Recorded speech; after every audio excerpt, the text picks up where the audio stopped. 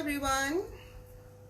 I'm just going to wait for a few moments for notifications to go through and for people to log in.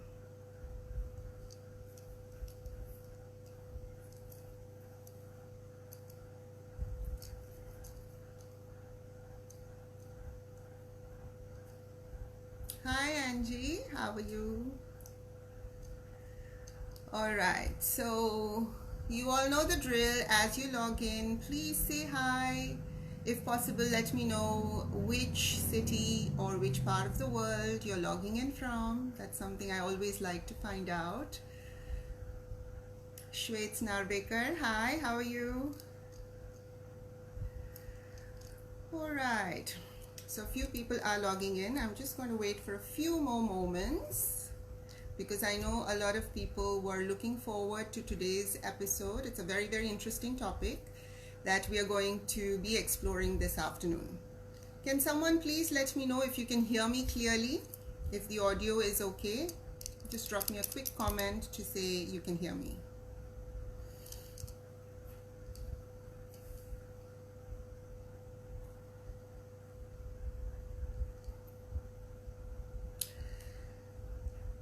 So I'm just waiting for someone to please let me know if the audio is okay and if you can hear me, because if that's the case, then I can continue. I don't want to be speaking if the audio is not clear.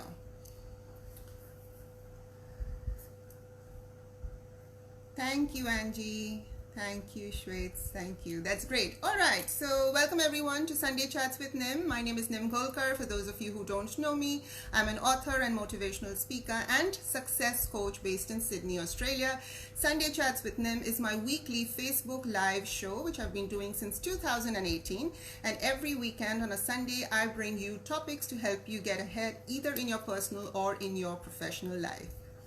All right, hi Prahlad from Mumbai. Lovely to see you, Prahlad. Thank you for letting me know. Sanj, thank you. Excellent. Thank you, Prahlad. I'm glad I can be heard. All right, so last week we did a whole bunch of personal development monthly goals. So if you haven't checked out that live video, it should still be available on my Facebook page. Okay, so you just have to scroll down till last Sunday and you'll see the episode where I shared with you a whole bunch of personal development monthly goals. Last week also I explained the benefits of setting monthly goals rather than 6 monthly goals or 1 year goals, because when you have smaller goals within a smaller, narrower time framework, they are much more manageable and they don't seem as daunting, they don't seem as overwhelming. Personally, I'm someone who always sets monthly goals for myself, both in my personal and professional life. And just by following those goals and being committed to them and with a sense of discipline, it has helped me achieve many of my short-term, mid-term, and long-term goals. All right, so let's dive in. Today, I'm going to share with you 5 professional development monthly goals. So I hope you have a notebook and a pen handy so that you can jot down any thoughts or the actual goals that I'll be sharing with you, because if you leave everything to your memory, you're going to find that memory can be quite fickle, and that later if you try to think what was that goal number 3 that Nim talked about, or what was goal number 5, you probably will forget. So it's always a good idea to jot down some thoughts and ideas and any aha moments you might have while I'm doing the show.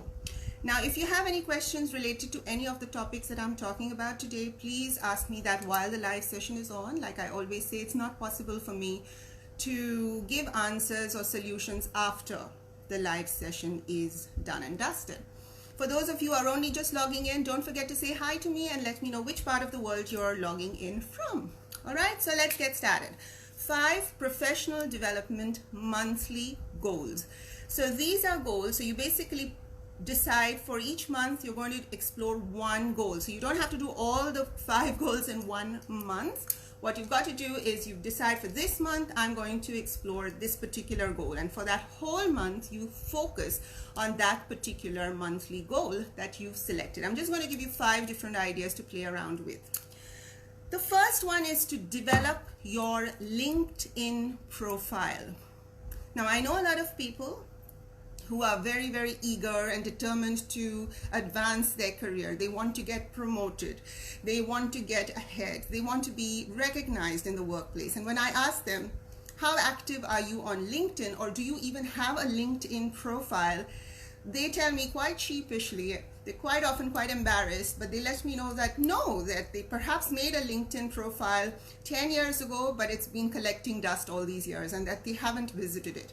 All right, now if you want to get ahead in your career, the first thing you need to do is have a LinkedIn profile. If you don't have one, I suggest you hop onto your laptop as soon as this session is done and over and create a LinkedIn profile. But even for those who already have a LinkedIn profile, I find that it is an incomplete profile, which is why recruiters or employers are not able to find you. Okay, so when we think of LinkedIn, what I want all of you to have is what is known as an all-star status. You need to have all the stars to have a complete LinkedIn profile. Okay, now you need to go to your settings, and that will tell you if you've done only 60%, 70%, or 90% of your profile. You need all stars. Okay, so you need to go to the settings and find out where you are tracking on the all-star platform. Research has shown that people who have an all-star status on LinkedIn have 40% higher chance of being discovered by recruiters than those who don't have an all-star status.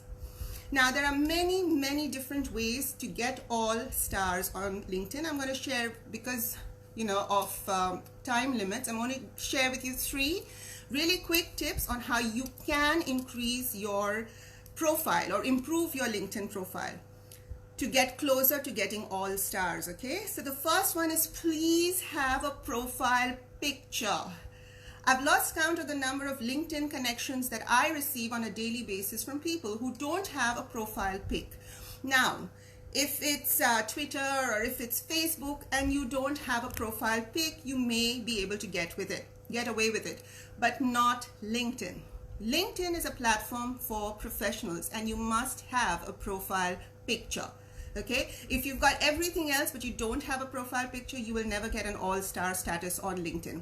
Now, please, when you put a photo on LinkedIn, don't put a photo of yourself at the beach or when you're out drinking with your friends at the local pub, or when you're at a family get-together. You need to have a headshot, ideally in a collared shirt or in a jacket, and just a professional picture. Okay, so the first thing you can do to increase your chances of getting all stars is to have a profile pic. The next thing is, look at the skills section on your profile. Skills section. You need to have at least 5 skills mentioned over there. If you have 2 or 3, or heaven forbid 0 skills at the moment, you will never get an all-star status. Okay, so you need to have at least 5 skills mentioned in the skills section. The third thing you can do to improve your LinkedIn profile is actually go to the summary section, which recently I believe is now called the About section. Many people completely neglect this summary section or the About section. They completely bypass it and go down to writing their career history and all the different places they've worked. In fact, the best thing I discovered was that most people only ever glance at the summary section and don't pay that much attention to your, amazing career that you've had over the last 15 years. Now, the summary section or the About section is where you let your sparkling personality come through. As they say, you never get a second chance to make a great first impression. And the summary section of LinkedIn or the About section is your chance to make a fantastic first impression. It's the first thing most people look at when they visit someone's profile. It's the first thing that I definitely read when I go to someone's LinkedIn profile. Okay, so no matter what you've written in your all the jobs that you've had at different points in your career, please visit the summary section. A lot of people, like I said at the start, completely neglect it, or if they do go to it, they might just write a line or 2. No, you need to write whatever the whatever the maximum number of characters are, just fill it up as much as you can. Here, what you need to do is basically talk about your vision, talk about your mission, talk about why you do what you do. Let the passion shine through. Talk about your key achievements, your key talents, and ideally share them in a storytelling form, all right, or in the form of some interesting anecdotes. It's not your resume. A lot of people confuse the summary section with their resume. You don't need to write again every job you've done, because that's already there in your job history further down below on your profile. The summary is a storytelling platform where you let your personality come through, you let your vision come through, the why behind what you do. All right, so that is it. Another way you can be more noticed by recruiters or employers is to be active on LinkedIn. There's no point having created an all-star profile in 2004, but you've never visited it since, or you just scroll through, read what others write, but you don't contribute. Okay, so let's say you are not someone who wants to or is able to write an original blog or an article. That's fine. Not everyone is a writer. Not everyone likes to write. Instead, what you could do is look at what other people in your industry are posting, and then just stop by and put a like on it and share an insight or two. Write a comment. Okay, the more you write, the more you comment, the more active you are on LinkedIn, the more noticed you will be, or the more discovered you will be by people who are looking out for someone like you. Another thing you need to do is join some LinkedIn groups, because that's the best way for you to increase connections with people who are like-minded or who have similar interests to yours or who are in a similar industry. Okay, so that was my first monthly goal. So decide that next month or in the month of May, you're going to devote that whole month to actually building your LinkedIn profile. All right, the second monthly goal for professional development is to build your professional network.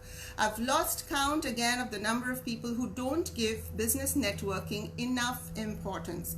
They think it's a complete waste of time. Trust me, it's not. All right? In many places, in many countries, in many industries, it is not what you know, it is who you know that's going to get you ahead. Unfortunate, but that's just the fact. That's just how things are.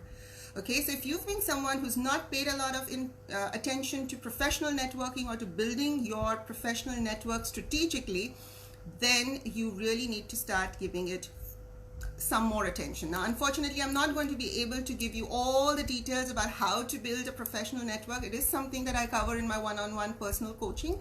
But today I'm going to give you some quick tips on how you can instantly start building your professional network. Okay, so one of the things that you could do is go to meetup.com. So that's meetup.com, meetup.com, and over there you can join different groups depending on your interests, depending upon your industry, depending upon your skills. Now, meetup.com will have a lot of events in the local area, which are sometimes free, sometimes paid, and you really need to start going to these events. You need to start being seen. You need to start contributing your ideas. Okay, the more you network, the more people you meet, the more chances you have of meeting someone who might be able to help you in your career down the track. Okay, now many people make the mistake of thinking, well, I'm not currently looking at changing jobs, I don't really need anyone, so there's no point going networking. Wrong approach. Your network has to be alive and kicking and fully nurtured well before you need it. And you might never need your network, but it must be there ready and waiting if at all you do. Okay, so please start giving professional networking a little bit more importance. Start nurturing those connections, because you never know when it's going to come in handy. You never know when you're going to need someone from your network. Now, unfortunately, what a lot of people do is as soon as they decide to change jobs, they go onto their LinkedIn or they go onto their, contacts list in their diary, and they find someone who works in that industry or that company that they're thinking of applying to, and then they give that person a call. But unfortunately, they haven't been in touch with that person for the last 10 years, and then decide to call them only when they need them for something. Now, that is incredibly selfish, and that is incredibly self-serving, and the person you're calling knows that. Which is why many people don't get the help they seek, because they just don't keep in touch with people unless and until they want something from them. Okay, so I'm someone who has made it my mission to keep in touch with as many people as I can, to build those professional relationships, not because I want something from them, but because it's just nice to have a lot of cheerleaders in your corner, right? So it's always a good thing. Another thing when you're networking is, instead of constantly thinking, what's in it for me? What can they do for me? How can they help me in my career? I just want you to make a little bit of a switch inside your mind and instead start thinking, what can I do for the other person? How can I be of value? How can I help them achieve their goals? The minute you adopt that mindset, trust me, your network is going to expand faster than you could have ever imagined. All right, so what you could do in the month where you decide to explore this particular goal of building your professional network, what I'd suggest is go to meetup.com or eventbrite.com. That's another place, EVENTBRITE. They also have a lot of industry related events and conferences and seminars, some free, some paid, which you can attend and build your contacts. Another thing you could do during the month where you're exploring this particular professional goal is actually look at your contacts. Make a list of people that you've known in the past or you've met in the past with whom you had built a bit of a rapport, but then you lost complete touch with that person. And then reach out to them and see if they'd like to catch up with you for a quick coffee, right? Coffee catch-ups are the best way to network with people you've lost touch with. All right, and because we live in such strange times at the moment, this is a great time to reach out and ask people, hey, how are you doing? I hope you've been keeping well. And, let's catch up for a coffee in the next 2 weeks, something like that. All right, so increase your coffee catch-ups with people whom you've met in the past, not complete strangers, people you've known in the past with whom you had a bit of a rapport, whom you really enjoyed meeting, but then because life happened, you lost touch. All right, now everyone is super quiet. No one is saying anything. Some have even forgotten to say hi to me. So I'm going to tell you again that if you've just logged in, don't forget to say hi, Nim, and let me know where you're logging in from. Okay, so today we are doing 5 professional development monthly goals. So we've covered 2. First one, develop your LinkedIn profile. The second one, build your professional network. The third one is one of my favorite ones, and that is the next monthly goal is actually to pay attention to your productivity peaks, P-E-A-K-S. All right, so basically all of us during a 24-hour period, there are 2 or 3 hours of the day when we are at our productive best, when we are feeling most energetic, when we are feeling most optimistic, when we feel like we're ready to take on the world.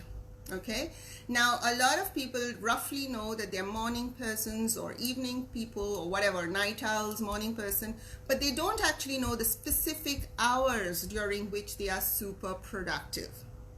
All right, so you must know that. So let's say that you are super productive between roughly 10 a.m. to 12 p.m. That's the 2-hour period when you do your best work. That is when you feel most energetic. After 12 p.m., let's say that everything is downhill because you are tired, you are demotivated, you are bored, you are not energetic. Now the thing is, during your peak productive period, which is 10 a.m. to 12 p.m., because a lot of people are not aware when their productive peaks are, they spend that time frame of 2 hours doing really inane stuff, doing the boring stuff, doing the, checking their emails or being on social media or chatting with people. What I want you to do is, once you know what your productive peaks are, I want you to do your best work during that period. Okay, so let's say you're working on a very, very important project, then that is when you need to do that particular task. Okay, sometimes there might be meetings that crop up during your productive peak period and you might have to attend that. But for the large part, if you don't have any other commitments, then you must do your best work during the peak period. Now, how do you know when is your productive peak? Don't guess. You really have to do some research. So before, let's say you decide that in the month of May, you're going to explore this particular goal of doing your best work during your productive periods. 2 weeks before that month begins, what I want you to do is observe and listen to your body. Okay, so listen to your body, find out when it is that you feel exhausted during a day, when it is that you feel energetic, and make a note of it. And then you'll start seeing a pattern. After 2 weeks, when you look back at all the things you've jotted down, you will be able to say, oh, that's right, it's roughly between 2 and 4 p.m. or roughly between 2 and 3 p.m. That's when I feel like I've come alive, that's when I'm ready to do my best work. So what you need to do is, if anything requires your supreme attention and focus, leave those tasks for that period. The rest of the day, you can do other tasks because they don't require that much of your focus and attention. If you do your most important work outside your productive peak period, you're going to find that it's going to take you twice or thrice the amount of time. If a certain task only takes you half an hour if done during your productive peak, if you do that same task outside your productive peak, it's probably going to take you an hour or 2 hours, right? So that's how you need to figure it out. I'm someone, if I am doing, let's say I'm writing the next chapter for my book, or I'm preparing for a keynote that I'm going to be presenting later in the week, I make sure that I sit down during my productive period, which is usually the early morning hours, and I get that work done then. Because after that period, it's all downhill. I start feeling demotivated, exhausted, bored, etc. So I leave all the other boring stuff for that time of the day. All right? So that was our third goal. The fourth monthly goal is actually learn from successful colleagues by observing what they do. I am someone who has, when I was in corporate, because I gave up corporate in 2017 to launch my own business.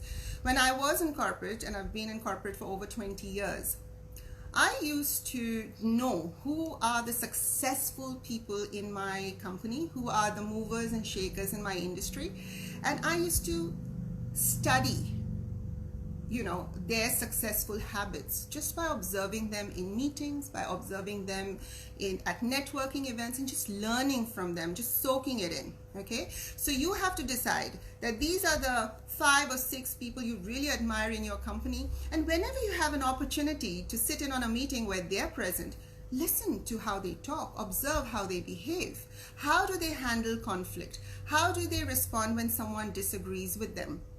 Okay, what do they say when they're running late? How do they apologize when it is their turn to apologize? Just learn from people who are successful. It has been said that success leaves clues behind. Now the trick is to actually notice those clues and to learn from them. I'll give you a very, very simple example. Okay, I often get emails from people, or even in my personal coaching when I'm coaching clients one-on-one. One of the most common things that I've heard from people is that there is some person in the office who is the boss's favorite. Okay, this is the office favorite who gets away with everything, and others get annoyed by the office favorite. They resent the boss's favorite. They hate the boss's favorite. Now here's the thing. Okay, when I was in corporate, I never resented the office favorite because I thought, here's my opportunity to learn from this person. The favorite in the office is a favorite for a reason, or rather for a handful of reasons. Okay, now let's say you sit down and you think, well, what is it that makes this person the office favorite? Why is it that this person seems to get away with everything? It is because they have, let's say, 5 to 7 skills or talents or traits that work for them. Now let's say there are 1 or 2 things that the office favorite does. Maybe the office favorite is constantly flattering other people to get her or his way. Now, you are someone for whom flattery goes against your values. Don't ever go against your values. You don't have to emulate or copy someone in skills or in traits that you don't agree with or you don't respect. But what about, let's say, that's just one thing, but let's say the office favorite has got 5 other skills that are absolutely worthy of admiration. Learn from the office favorite. Learn by observing. Maybe your office favorite has got a great work ethic.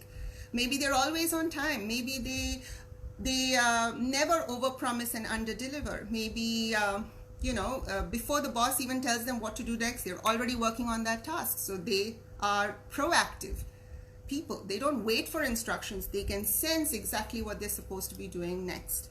Okay, so observe the successful people in your company and learn from them.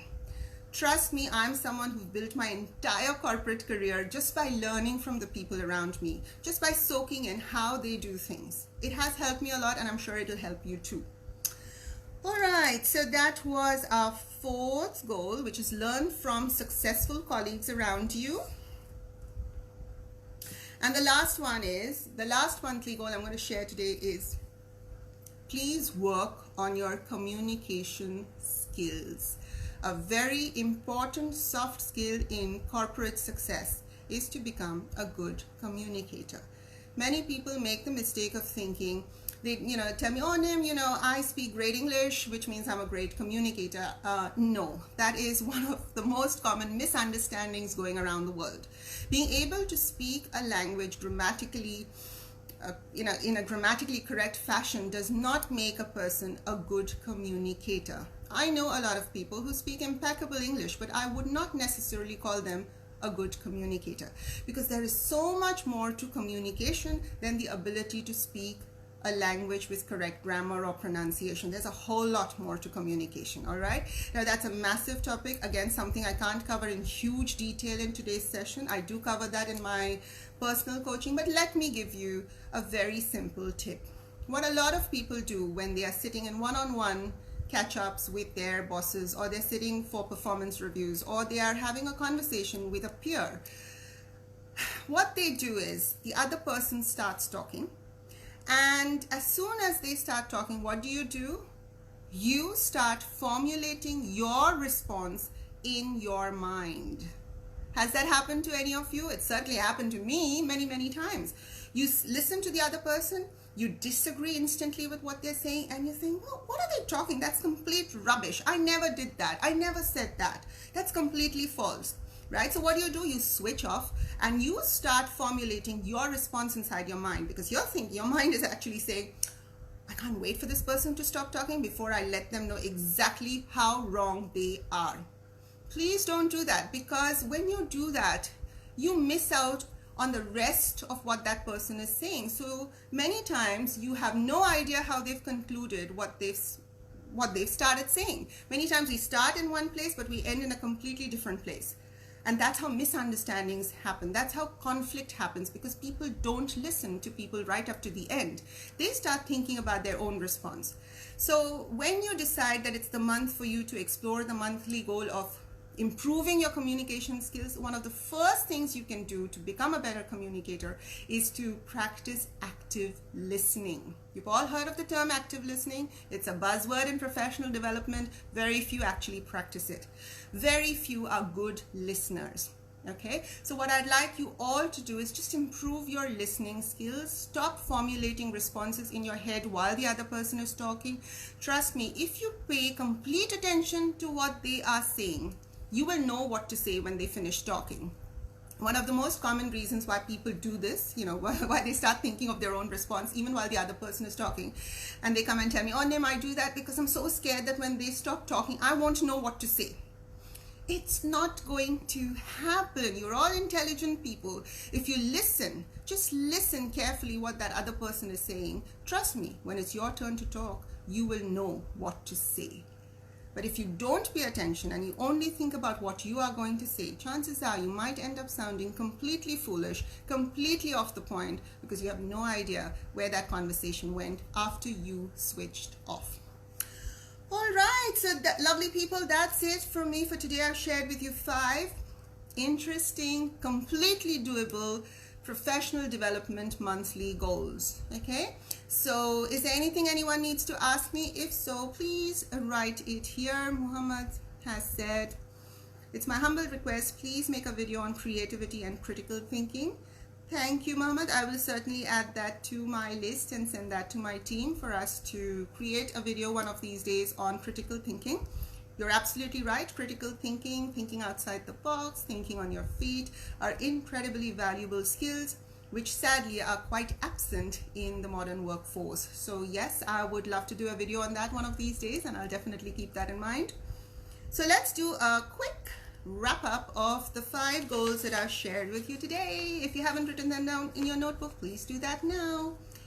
All right, the first one was develop your LinkedIn profile. Please do, okay? If you want people to take you seriously on a professional platform, please make sure your LinkedIn profile is up to date and you have an all-star status.